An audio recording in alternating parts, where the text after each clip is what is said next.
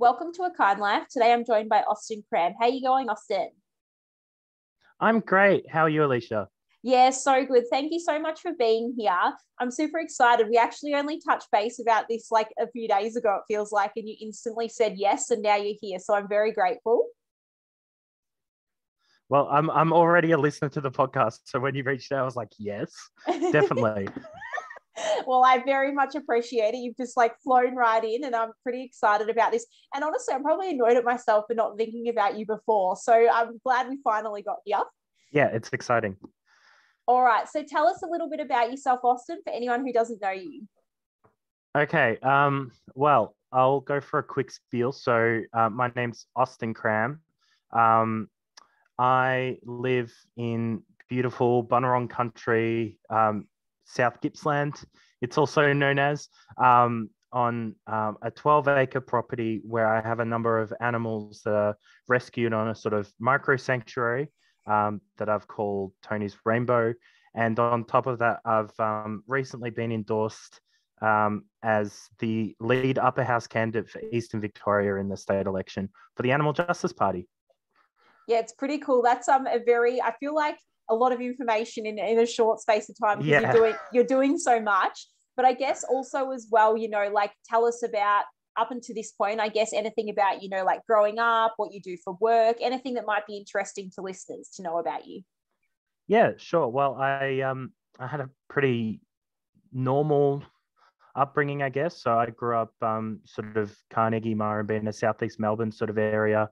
Um, my uh, my dad has had epilepsy since he was about 18. So I grew up sort of around that experience of someone who has the disability and sort of struggles with some parts of life. So I feel like that sort of influenced who I became as a person.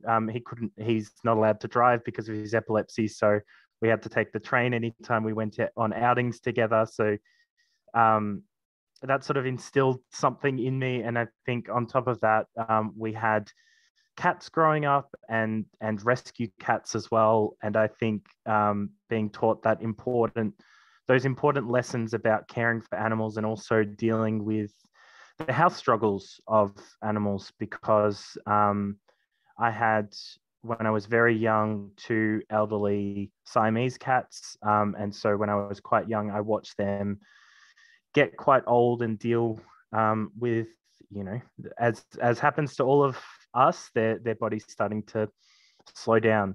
But I guess, yeah, then I went to high school. Um, didn't really know what I wanted to do. And then around year 11 or 12, I found out about this thing called town planning. It was sort of like architecture, but also design. And it was like a little bit of social science. I'm like, oh, that sounds interesting because I can do everything and everything at once. Um, and so I went to, so I sort of set my sights on that. But also in year 12, I met my late partner, Tonie. And so he sort of started in year 12. We'd met when we were 16, I think, but we didn't start dating until we were in year 12, so about the age of 18.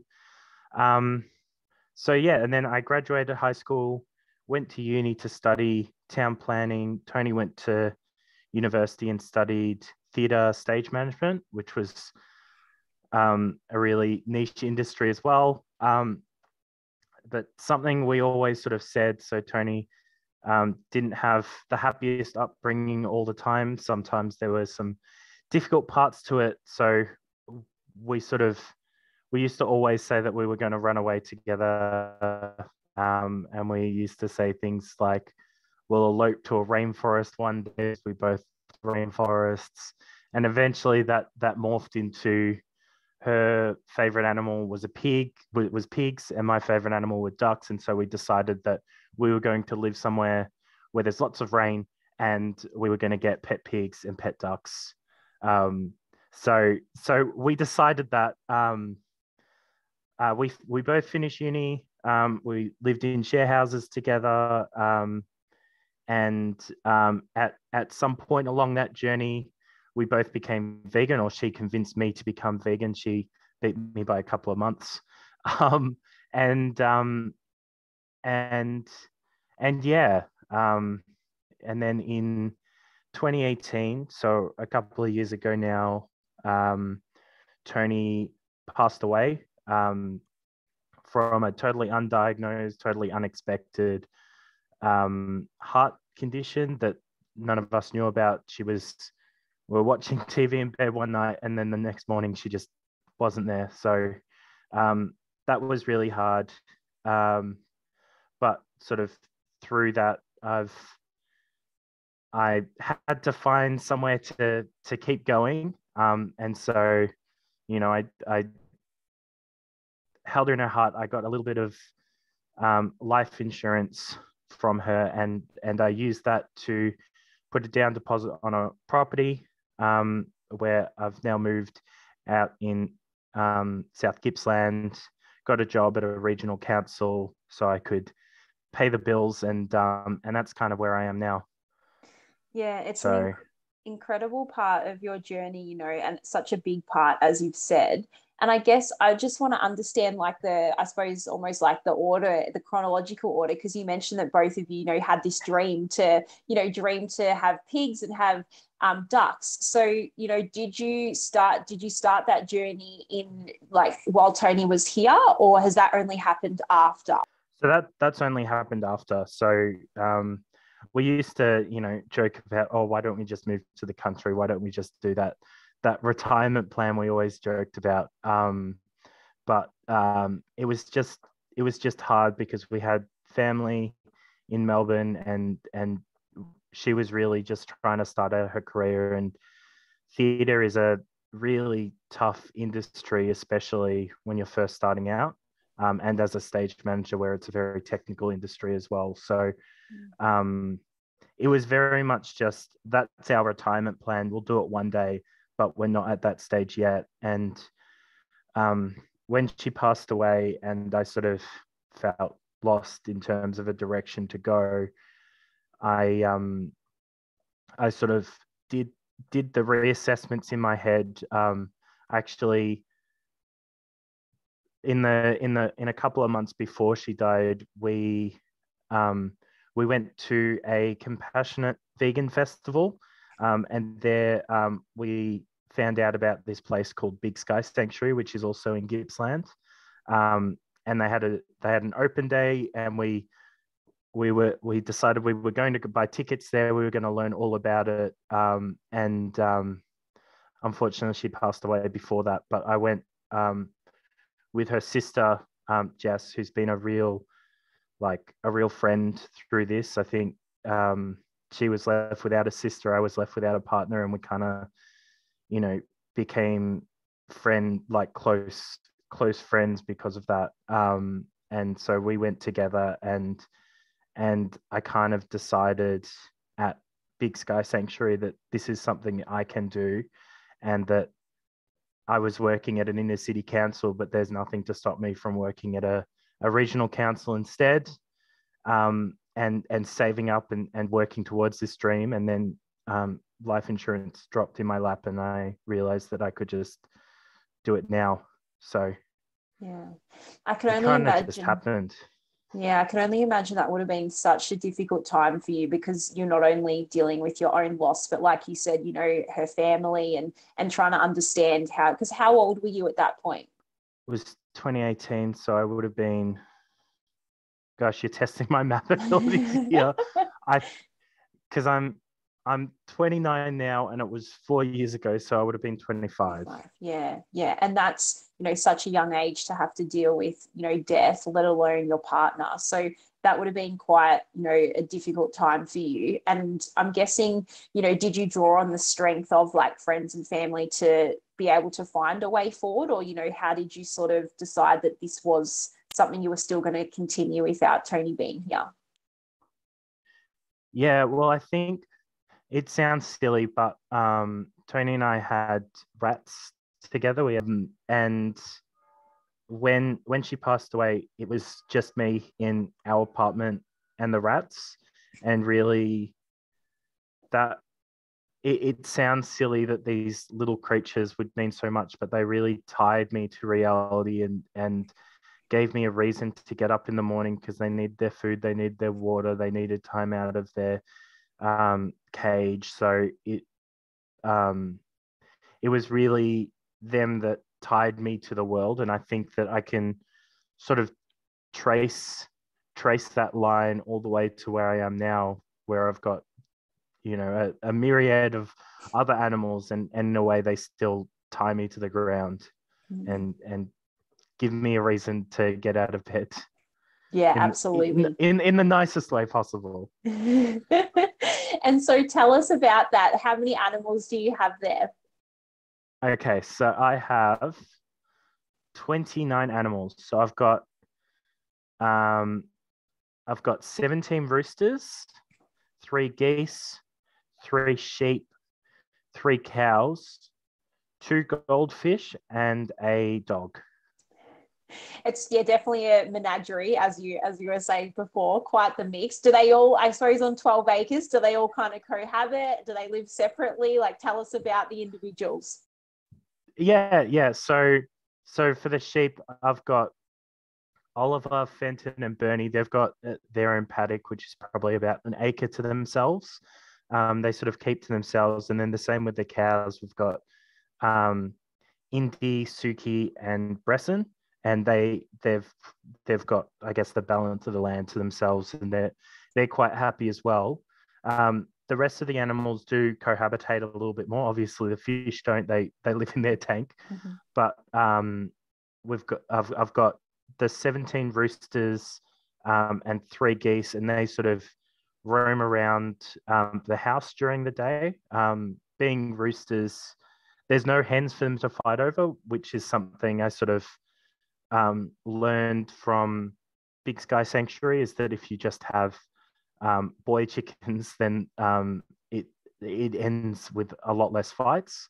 But that being said, they don't like to sleep in the same houses as each other. So I've got, I think, 11 chicken coops in use. So they all sort of go to their own houses at night to prevent any fights. Then I've got the 3 geese. I've got 1 goose who's living inside the bathroom at the moment because she's recovering from surgery. But normally they just roam around the house. And then Bella, my dog, is a Maremma. So they're I think Oddball is the movie that kind of made them famous, but they're an Italian guardian breed. They were sort of bred to guard sheep, but Bella's quite good at looking after the chickens and making sure nothing gets to them. And she's done that successfully. I've been woken up one time. I was woken up in the middle of the night to Bella barking and running outside, and I came out to find Tess, one of the geese, had been attacked by a fox, but the fox heard Bella and decided to make a break for it, and Tess made a full recovery. So I think that's testament to her ability to keep everyone safe on the property. So she's a good girl. Yeah. And I guess, like, you've got so many animals, but tell us a little bit, I guess, maybe like some of their stories, how they came into your care, or even the roosters, did they all come from one location or from multiple? Oh, all of the roosters have pretty much come from different locations. I think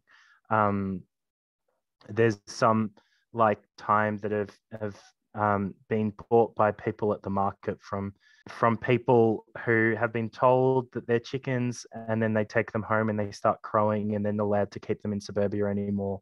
And so they've had no option but to rehome them. And then I've got others like Iggy, Ziggy, and Ringo, who were just found dumped in a park, and someone had to catch them and bring them here because they're so unwanted. Council rules often prevent people from having them anywhere, so they're just unwanted animals, and it breaks my heart. But yeah, that's sort of the kind of story all of them have. They've come from the pound. I've got Prince, who's a little white rooster, and he was rescued by a group out here in Gippsland called Rooster Warriors that do a lot of rehoming. And I think it was his last day before he was going to be euthanized by the pound, and they drove across Victoria to pick him up, and he found his way here. So there's an endless stream of roosters that come up on my Facebook and through my emails, and it breaks my heart.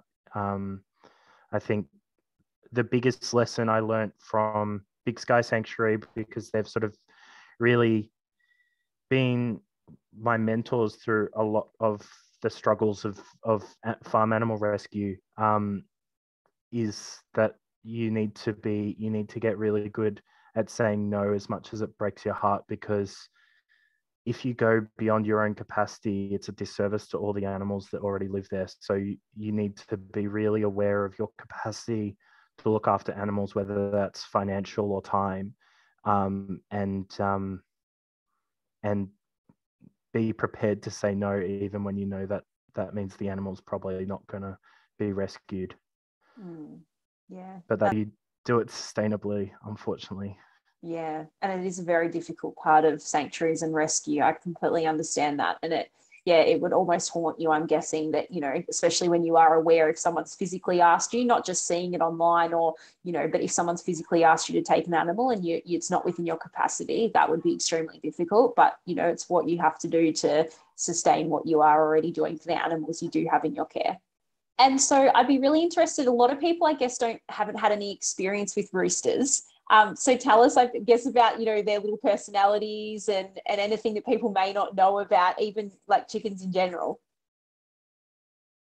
Yeah, well, I've heard people refer to them as feathered cats before, and I think that can be quite apt, because they kind of be skittish and curious and silly like cats a lot of the time.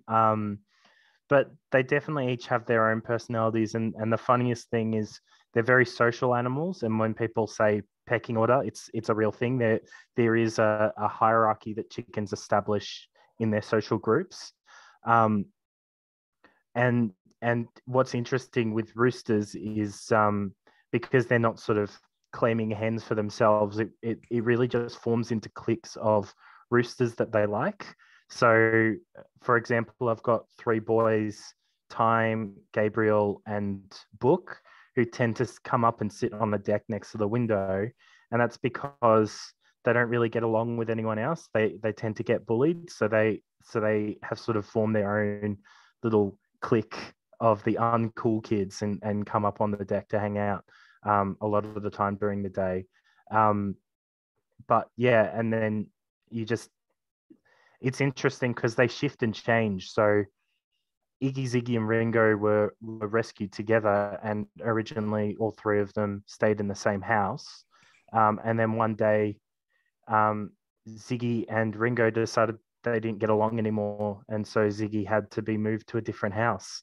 And since then, one of the other roosters, Thor, has moved in. So it's really funny watching their social groups shift and change over time. But yeah, they're really lovely creatures to share your life with, I think. And I think they're significantly underrated. I think people think of roosters and they either think of like aggressive sort of attacking animals, like because they have a history of being used in fights, or they think of crowing at 4 a.m. and forcing you out of bed. But I think there's so much more than that, if you spend the time around them. Yeah, it's really funny, actually. I don't know, and definitely what you're saying about, what you hear or what society stereotype is of roosters. I had never had any interaction with them, and when I volunteer at a sanctuary, and I remember that one day I just decided I'd always seen them, pick them up and like give them these beautiful cuddles, and I was always a little bit fearful. I always sort of stood back from them. They're an animal, but I never. It's weird now that I say it, but I kind of just was a bit hesitant. And then, yeah, one day I just decided to get brave, and they were like, what? They just were showing me how to like pick them up and how to like do different things with them.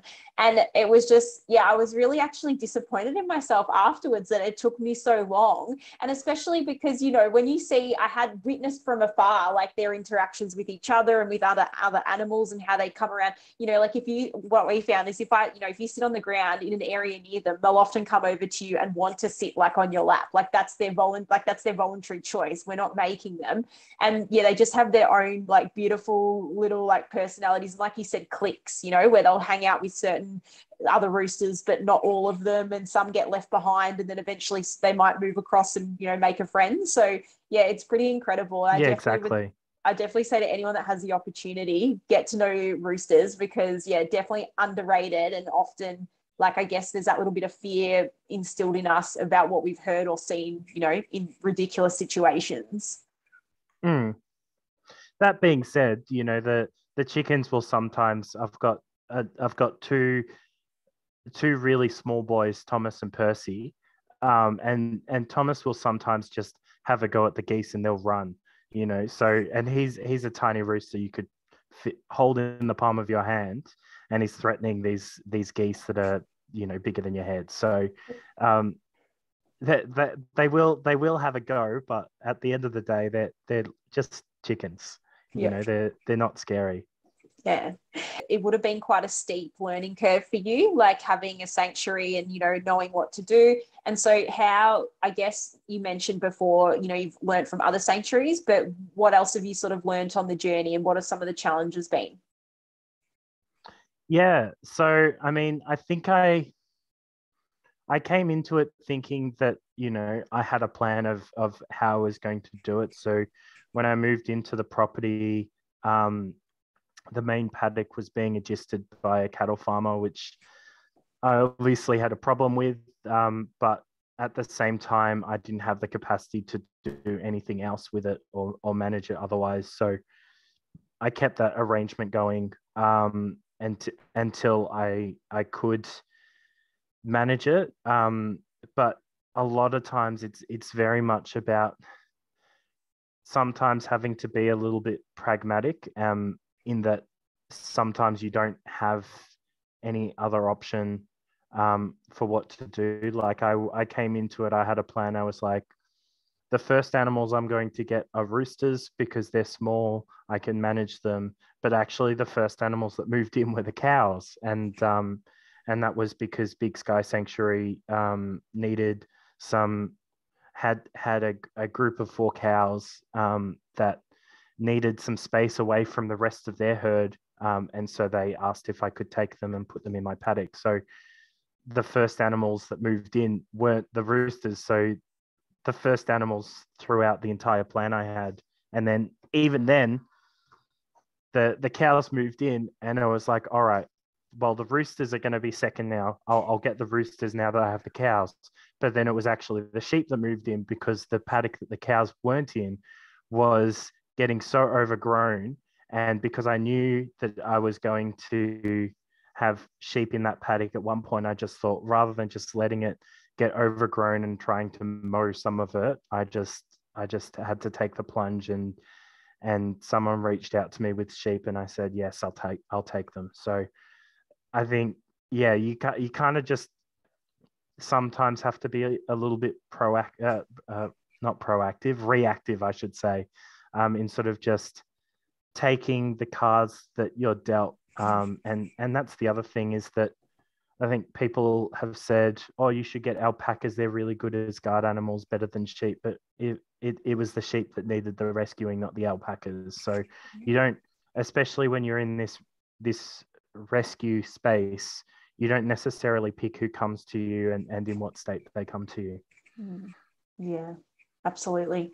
And have you taken on animals that were, I suppose, you know, victims of like ill health already, and so you've had to kind of deal with those challenges when they've arrived at the property? Not a whole lot. I think I've been fortunate that that's not been a situation that I've been in. I have had one of the sheep, Bernadette. She she came from a farm, and when she arrived, she was quite skinny. She's lost all of her teeth, but since being here, just having fresh grass and having two friends with her every day, she's really put on a lot of weight, and she's doing really well. I mean, she's still an old sheep, so I don't know how long she'll be with me going forward, but she's really turned around a lot. So that's some of the better stuff. Yeah. Yeah. And what are your plans, Austin, for the sanctuary? You know, like do you want to, I'm actually not too sure, that's something I wanted to ask you. You know, do you have it the ability for people to like donate or help you? Like what level of involvement do you like people to have? Yeah, I think I sort of decided very early from the outset that I never wanted to put myself in a position where I was relying on the charity of other people. I didn't think that was fair on my networks. I didn't think it was fair on the animals. So I've I'm not registered as a not for profit or anything like that. I think if people want to give their money to something like that, there's lots of organisations out there set up for that. Even others in the area around me. So I don't want to necessarily funnel funds away from those sort of things. And in many ways, I think as a sanctuary, there's a difference between a sanctuary and and a rehoming organization, and a lot of the times it's the rehoming organizations that need that donations, and that what I'm doing is providing a forever home. And I think, to be responsible, I want to make sure that I'm fully self-funded, if that makes sense. Yeah, yeah, absolutely. I'm guessing, like people obviously can follow you online to see about the animals and what you're up to. I know recently you did a lot of tree planting as well on the property. Yeah. So I've got an Instagram for the property. So I've got my personal Instagram, I've got my sanctuary Instagram, and then I've also now got a candidate Instagram. And for someone who's not really into Instagram, that's a lot of Instagram accounts. But yeah, so I say recently, I applied for it about 2 years ago, but I was given a grant by Melbourne Water and Land Care to revegetate the creek. I've got a creek that runs through the middle of the property, and they've paid for, or they've put money towards fencing it off so the cows are kept back from it, and then give me lots of plants to revegetate it with native plants. And then on top of that, Landcare did a survey of the property and found a number of giant Gippsland earthworm colonies. And so they've tailor picked some plants that are going to sort of help them thrive as well. So that's really exciting as well, because they're listed as a vulnerable species. So I'm sort of doing my part. So even though you don't see them, and people go, worms, why do they need conservation? But it's good that I'm able to provide that home for a vulnerable species as well. It's pretty cool. It's like a fun fact. How would you have ever known that? Yeah, exactly. The only encounter you get with them is sometimes you're walking down near the stream, and then you'll hear a gurgling noise behind you, and you'll think, you'll go, what is that ungodly noise? Pretty I love it. scary if you don't know what it is. And I really am intrigued by, how you have time. I'm assuming you work full time. Is that right? Yes, yeah. Yep. So And you've got all these animals and you're doing other things. So yeah, tell us, because I know it's not just yourself, you also help other like sanctuaries, and you're doing AJP. So how do you fit all this in? it's it's a bit of a juggling act. Where since I've been endorsed as a candidate for AJP, I've started reaching out to my networks to get some help of taking off my hands some of the stuff I do off the property. So I did some pickup work for Hogwatch Sanctuary, sort of more central Gippsland, and I've managed to find someone who's helping take that over. So that sort of gives me one night a week back. But really, it's sort of it's a constant juggling act to do it all by myself. I know there's other people that do it by themselves, but yeah, it's definitely a juggling act. Mm. And what are some of those things, that we might not know that you have either previously done or still are doing for, animal organizations? I do. I've done a little bit of work before some of the other animals moved in. I had a housemate living with me, and we fostered a dog for a local dog rescue for a couple of months. So, and through that, we got really close with the dog rescue, Saffron on the Hill. So they rescue pugs, and they've got a bit of a social media following because everybody loves pugs. But we actually fostered a Rottweiler for them. So, but on top of that, I've done work on and off for the dogs over there. Otherwise, yeah, I've been doing. It's probably coming up on 2 years now. My housemate and I used to do the bread pickup for, as I said, Hogwatch Sanctuary. So at the end of the day, every day at Baker's Delight, they all of the bread that's left over, they give away to farmers. And if you can get on that list as someone who picks up, it's very valuable. So Hogwatch has a number of pigs, so they really appreciate all the bread they can get because it really brings down their food costs, and the pigs love it. So yeah, I mean, I've done bits and pieces. I'm trying to recollect in my mind, but yeah, do a bit here and there for different organizations. And where did you get started in politics? Like, have you always had an interest in politics? Is it quite a new thing? Well, this is interesting. So I guess I've always been interested in politics. I remember in year 12 going to a post-election party with my friends, and unfortunately it was the election when Tony Abbott won from memory, so it wasn't a happy party. But it was but I've sort of always had a keen interest in politics, and I think for the longest time I've sort of said, oh well, I think I could work in politics, but I don't know whether my views are going to be accepted by the wider community. I think I might be a little bit too progressive sometimes, or care a little bit too much about animals and conservation and things like that. And then, of course, I discovered the Animal Justice Party, which really just aligns with my personal values. And I had never considered running as a candidate, but back in 2018 at that same vegan market day that Tonie and I decided we were going to go to Big Sky Sanctuary, I actually met Bronwyn, who's the convener in Victoria for the Animal Justice Party. Now I don't know if she was at that point, but she said, "Oh, you should run as a candidate," just completely out of the blue. And it kind of planted that seed in my mind that, a couple of years later, I was like, you know what, I'm going to do it. I'm going to throw caution to the wind, and I'm going to put in that application. And I was absolutely floored and humbled that they endorsed me as a upper house candidate for Eastern Victoria. It was beyond my wildest expectations to be given that opportunity.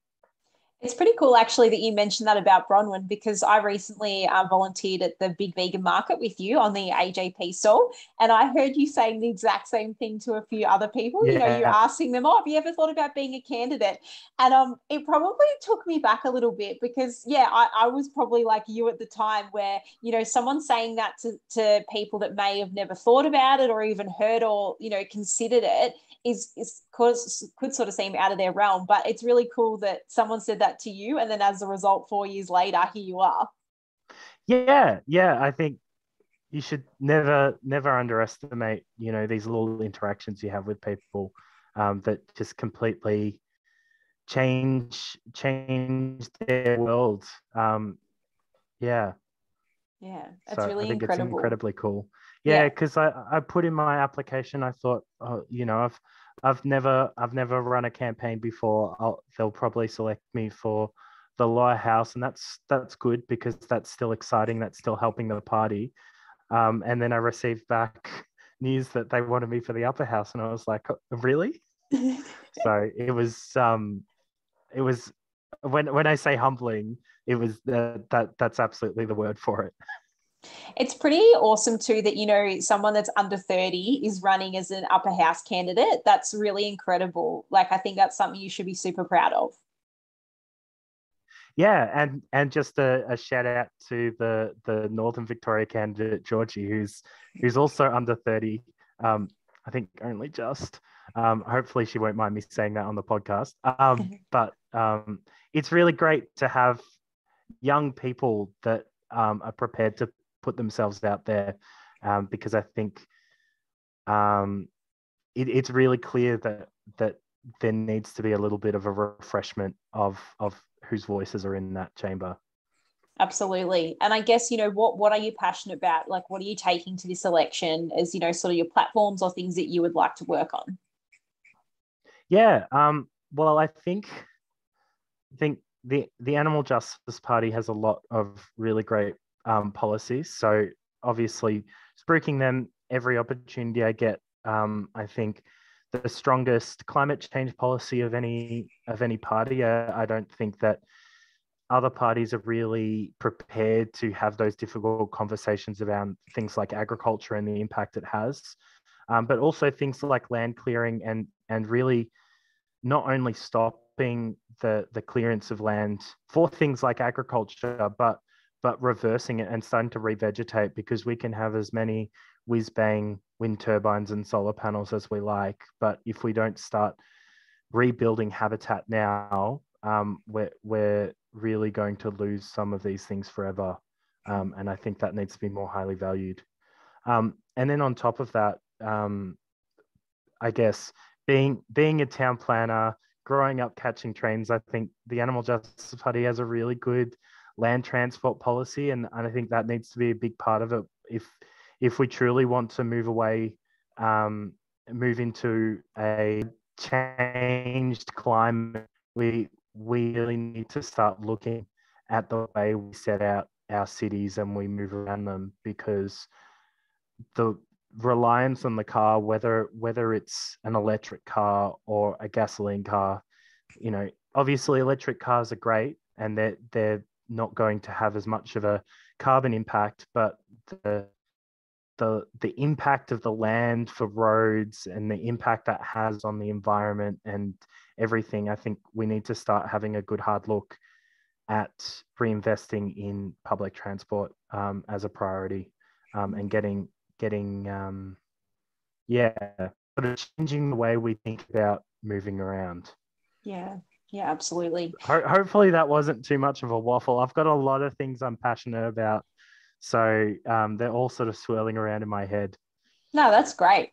And I think, for a lot of people, young people especially, they might be a bit, disengaged with politics and feeling like, that nothing's changing. So I guess, like, what would you say to them in terms of, I mean, especially coming up to the state election, their vote really makes a difference. So, what do you sort of say to those people that might need a little bit of encouragement about, being a bit more engaged in it? I think a lot of people that are outside the system can really see some serious problems with the way it works, or some serious problems with the outcomes that we're receiving.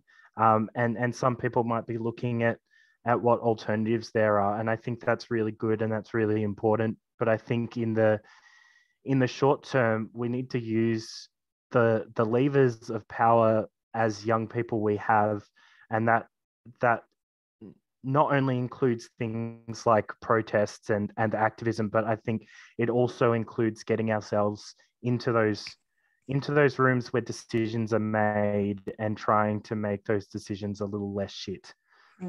Hopefully I can say that. Hopefully there's no limit on saying that on the podcast, but Absolutely not. No, absolutely not. That's more than it's allowed. about making the decisions less shit, I think is what we should be doing. Is that going to be your campaign tagline? Oh, I think I'd have to get that approved by the party. Good luck. I wish you well on that one. But it's very relatable and realistic. So I feel like you'd have some good votes on that one. It's my personal feelings as well, so it aligns. I love it. And you know what I've just realized? I mean, I guess, is there anything else AJP related you wanted to discuss before we move on? Yeah, well, I mean, we've been talking about young people, and I'm 29 now, so next year I become too old to be a member of the Young Animal Justice Party.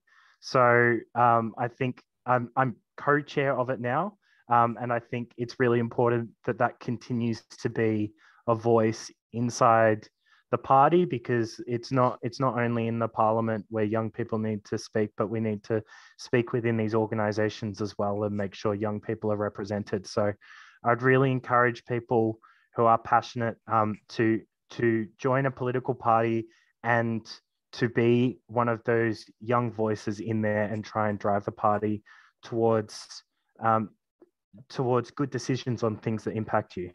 Yeah. And I would just mention, I guess, with that, that we're obviously in Victoria, but there's also a young AJP in New South Wales that is, very strong. And there's in other states as well, they would love to start a youth wing. It's just about having people involved and wanting to start. So. And I think Queensland has one, and I think Western Australia recently got one together. So the idea is starting to spread. So absolutely. Yeah. I was pretty shocked when I heard the stats. I think in one of the state meetings, they were talking about, in the party, the percentage of members that are under the age of 30 is so small. And that's really, a concern. And you're trying to bring, re-engage people in that age group to get involved, because ultimately, they're quite, unsatisfied with what's going on in the parliamentary system. So, they need to have their say and be involved to be able to escalate the things that they are concerned about. Yeah, so as I said, it's you can complain as much as you like about the system and how the system isn't working for you, but if you've got the ability to, you should definitely try to get yourself into that system to try and change it from the inside. And that's not to say that people who are changing it from the outside through things like activism, that's incredibly valuable as well. But I think they both have a place. Yeah, absolutely. And what I was really keen to hear, I realized we skipped over it. You mentioned a little bit earlier about how, you went vegan, but we didn't hear, I guess, part of that journey. So tell us, how that happened for you. Oh, I would imagine most people's journeys are similar in that it wasn't a single event that brought, all of my preconceptions about the world tumbling down.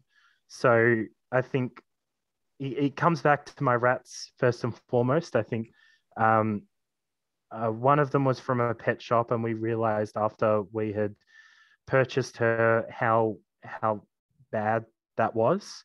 And so when we got a companion for her, we went to a rat rescue, and the fact that there was rat rescues started the gears turning in my head about, well, why would you need to rescue rats? Is there a risk of them going to someone who's going to do something horrible to them? And I started to learn about people who live feed rats to other animals. And I felt so incredibly angry upon hearing that. And I think that I started to realize, or I started to intellectualize that and go, well, wait a minute, I've got animals on my plate. And obviously I know that there's something wrong about that. And I used to celebrate when I was able to get through a whole day without eating meat. But here I was doing the same thing. And then I think maybe it was a couple months later, I watched the movie Cowspiracy, which sort of really just put in my face the environmental impacts of what we're doing with animal agriculture. So it was sort of like that double whammy turned my partner Tonie vegan. So she went vegetarian, and then a couple of weeks later she went full vegan. And I sort of I took a little bit longer. With her encouragement, I cut meat out of my diet, and then um, in December 2017, she said to me, "You should do veganuary. When the clock strikes midnight, you need to go vegan for a month," almost as a challenge. And I said, "Yeah, I can do that. Let's do that." And so um, the clock struck midnight. I went to pick up one of the sausages from the barbecue, and she slapped my hand. She's like, "No, no, no, you're vegan for a month now, remember?" But it sort of that that broke down the last barriers in my mind, and it sort of once I was in that state of mind of being vegan for a month, I was open to hearing why I should be vegan a lot more. I think before you do it, it's you sort of close yourself off to it a lot. And then that 1 month, it just made me reassess everything, and I've been vegan since, and I can't imagine a world in which I'd change back. But it's funny how you can sort of look back at the threads of your own memories, and you can sort of see I was probably always going to end up down this path eventually. It just needed the right the right events to happen, because I was always passionate about rescuing animals. I knew about the environmental impacts. It was just a matter of time until I started to put two and two together and realized that there's no good argument to continue consuming animal products. Yeah, that's a pretty incredible story, and it's cool that I think a lot of people have that recognition, with their animals that they have in their house. At some point they look at them and think, I would never do that to this animal, so why is it acceptable for me to have, to be done to another animal? Exactly. Yeah. And I think rats are just such special animals because they're so small, they have such short lifespans, and yet they have such a personality, and yeah, and also just having such a small animal that's a prey animal to other animals sometimes as well. Sort of, dogs and cats are they tend more towards being predator animals in a more wild environment, and so and rats too, of course, in certain situations. But it sort of starts to change your perspective when you've got an animal that people could see as being prey rather than a predator. Yeah, yeah. And I'm guessing, that you've moved away from rescuing or having rats, haven't you? They're not in your current menagerie. Yeah. So I think at the peak I had 7 rats. That was the most I've had at one time. But I sort of decided, I think when I got Bella the Maremma, and I got her because I had lost 3 roosters to a fox attack in the middle of the day. And so you need to be 24-hour guard to keep foxes away sometimes. And so I rescued Bella from a Maremma rescue in Pearcedale. And once I got her, I only had 2 of the rats that were still with me, but I decided I was going to stop there because it was difficult to juggle rats and a dog at the same time, I guess. So, Yeah. and that's part of the thing. The animals need to be able to live alongside each other, and have fulfilling lives. So, yeah. And I'm intrigued about Bella being from a rescue. I guess I'd probably never thought, I see Maremmas as more like an animal that's kind of bred, and that I thought you may be only able to buy like from a breeder. So yeah, tell us about her story. yeah, I think a lot of people have that perspective, but I guess the truth is with all working dog breeds is that if they're not there's a couple of ways they end up in rescue. Sometimes they've come from an environment where they were meant to be a working dog, but they had certain attributes that didn't work for the farmer or something like that. And then in other cases, which was the case with Bella, is that she was living in suburbia, and a dog like a Maremma, they like a lot of space. They like a big territory to run around in and protect. So and they like having other animals around that they feel they can protect as well. So I think a lot of the Moramas at that rescue that they've probably come from houses where they probably weren't appropriate and the owners weren't able to continue having them. So yeah, I think sometimes with the Marima rescue that they might have thought that Bella, because she's very timid, she's very anxious, she hides in the corner whenever there's thunder. They sort of thought, oh, maybe she won't find a home that's perfect for her because she doesn't like loud noises, things like that.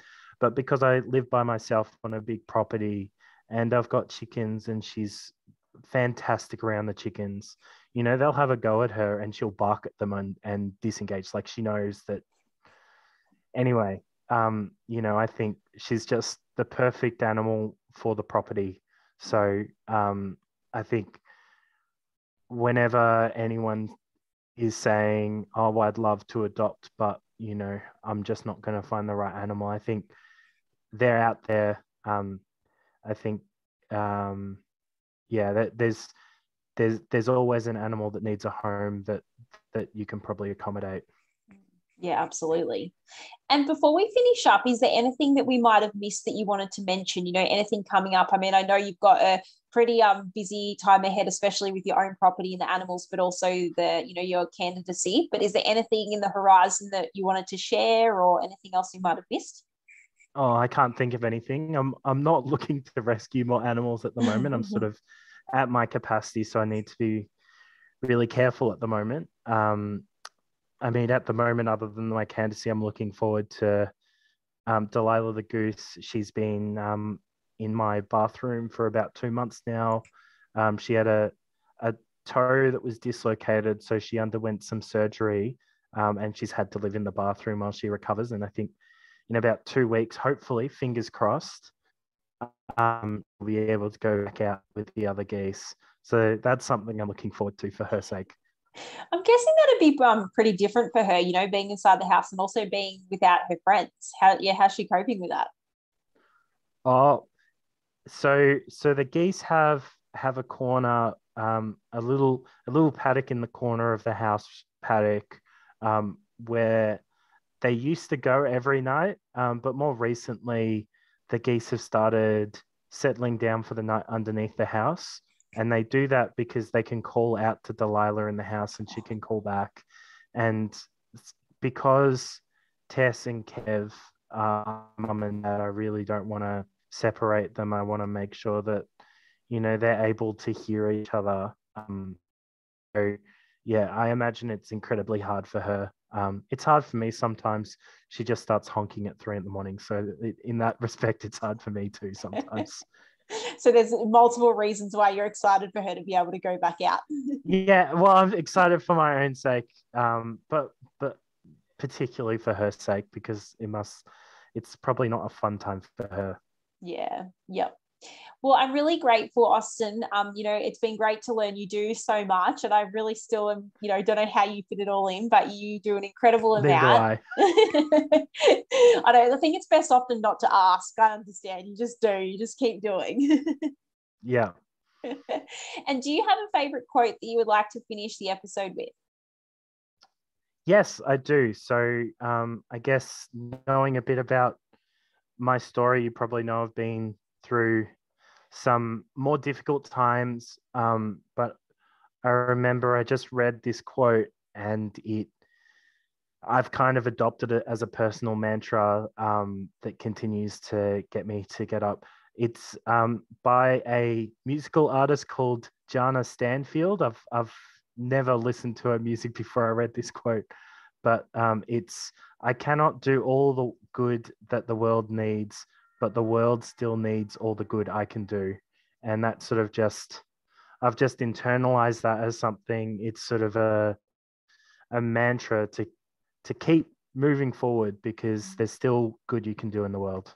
Yeah, absolutely. And I think you're a great example of that. And you should be extremely proud because, yeah, I can only imagine the difficulties you've gone through, but, you've found a way that you really channeled yourself into that. And also, it's part of, what you and Tony had planned together. So that's really incredible. Thanks. Well, if anyone wants to check out, I guess I will link it in the show notes for them. But you did mention your 3 pages. So do you want to just tell us what they are before we finish up? Yeah, well, I mean, I've got my personal page, but probably best not to follow me on there. I've got Tony's Raynebow, so which is spelled TONIESRAYNEBOW, very unique spelling. But that's the name I've given to the little sanctuary I have. So I've got a page on Facebook and Instagram that you can follow me on. I'll probably won't be posting on it as much as we head towards the election because I'm not a huge social media person, and I've now got a candidate page that I need to run for my upper house candidacy. So that one is, I think it's austin.cram.ajp off the top of my head. But I'm sure if you just Google my name, it'll come up. You've probably caused yourself a little issue there. When you tell someone not to do something, they want to do it. So tell us why we shouldn't go to your personal page. Oh no, there's nothing. There's nothing incriminating on there. I've changed it to a fake name just while I run my candidacy, so I don't get hunted down by journalists and things like that. Okay. So I mean, you can try find me, but yeah, It sounds there's like a nothing interesting challenge. on there. It sounds like I'm a not that challenge. interesting, I promise. Someone might accept it. We'll see. We'll see if anyone reaches out and says they found you. Yeah. Good luck. All It's righty. probably not that hard. All right. Well, thank you so much. And yeah, I look forward to seeing how you go. And if anyone wants to reach out, has any questions, or wants to be able to support you in the sanctuary or your candidacy, I'm sure they'll reach out to you. Fantastic. Thank you. Thanks so much. Thanks, Alicia. See ya. See ya.